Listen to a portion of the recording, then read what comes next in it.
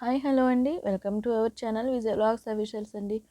ఈరోజు మనం చేసుకునేది అయితే వంకాయ మెంతికూర అయితే ఫ్రై అయితే చేస్తున్నానండి. చాలా చాలా బాగుంటుంది. పెద్దవారు కానీ ఎవరైనా కానీ చక్కగా తినొచ్చు. డయాబెటీస్ ఉన్నవారు కూడా నేను చక్కగా ఈ విధంగా వండుకొని అయితే ఒకసారి ట్రై చేయొచ్చు. అలాగే నేను ఈరోజు వంకాయ మెంతికూర ఫ్రై అయితే చేస్తున్నాను. మీరు కూడా ఇదే విధంగా ఒకసారి చేయండి. ఇప్పుడైతే వీడియోలోకి అయితే వెళ్ళిపోదాము.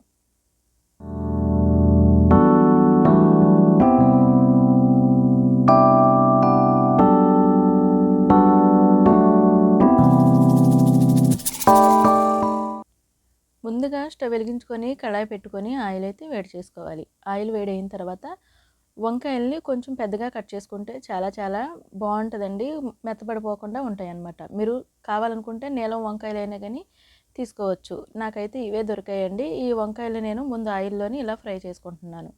సగం ఫ్రై అయిన తర్వాత 1 టేబుల్ స్పూన్ కొంచెం అంటే కొంచెం సాల్ట్ అయితే వేసుకొని వేపుకుంటున్నాను. ఎందుకంటే కండ్రెక్కకుండా ఉండడం కోసం అని చెప్పేసి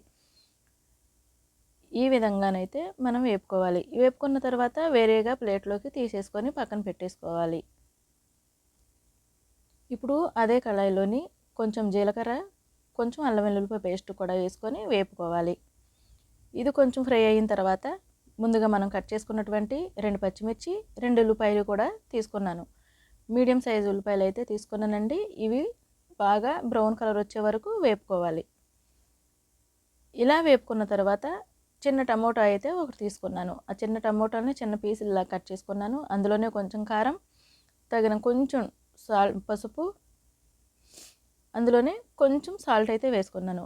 గుర్తుంచుకోవాలండి, ముందుగా కూడా మనం సాల్ట్ వేసుకున్నాము. మళ్ళీ ఇప్పుడు కూడా కొంచెం సాల్ట్ వేసుకొని నేను ఫ్రై చేసుకుంటున్నాను. ఇది బాగా ఆయిల్ పైకి వచ్చే వరకు ఫ్రై చేసేసుకోవాలి. ఇలా ఫ్రై అయిన తర్వాత నేను 1 కప్పు మెంతికూర అయితే తీసుకున్నాను. ఆ మెంతికూర చాలా చాలా మంచిదండి ఆరోగ్యానికి కూడా. అలాగే ఈ మెంతికూరని బాగా ఫ్రై అయితే చేసేసుకున్నాను. కొంచెం పచ్చి పచ్చిగా ఉంటే కనుక కొంచెం చేదు ఉంటుంది కాబట్టి బాగా ఫ్రై చేసేసుకున్నాను. చూసారు కదా, నేను ఈ విధంగా ఫ్రై చేసేసుకున్నాను. ఇలా ఫ్రై అయిన తర్వాత ముందుగా వేపుకొని పక్కన పెట్టుకున్నటువంటి వంకాయ ముక్కలను కూడా వేసేసుకొని ఫ్రై చేసేసుకోవాలి. ఇదంతా కొంచెం మీడియం ఫ్లేమ్లో పెట్టుకొని ఫ్రై చేసుకుంటే మనకి వంకాయ ముక్కలు కూడా ఫ్రై చక్కగా అవుతాయి. కొంచెం వంకాయ ముక్కలు పెద్దగా కట్ చేసుకుంటే ముక్కల్లా తగులుకుంటూ చాలా టేస్ట్గా కూడా బాగుంటుంది. అలాగే 2 నిమిషాలు మూత అయితే పెట్టేసుకొని ఫ్రై చేసుకున్నాను. చూసారు కదండి, ఈ విధంగా మనకి ఫ్రై అయిపోయింది. చాలా సింపుల్ అయినటువంటి ఈ వంకాయ ఫ్రైని మీరు కూడా ఇదే విధంగా ఒకసారి ట్రై చేయండి. వంకాయ మెంతికూర ఫ్రై అయితే మనకి రెడీ అయిపోయిందండి. మీరు కనుక ఈ కర్రీని చపాతీల్లో కానీ, రైస్లో కానీ, దోశల్లో కూడా వేసుకొని చక్కగా తినేయొచ్చు. పుల్కాల్లోకి అయితే ఇంకా చాలా చాలా టేస్ట్గా కూడా ఉంటుంది. ఇదే విధంగా మీరు కూడా ఒకసారి ట్రై చేస్తారని మనస్ఫూర్తిగా కోరుకుంటూ ఇంతవరకు అంతే, సెలవండి. Bye friends.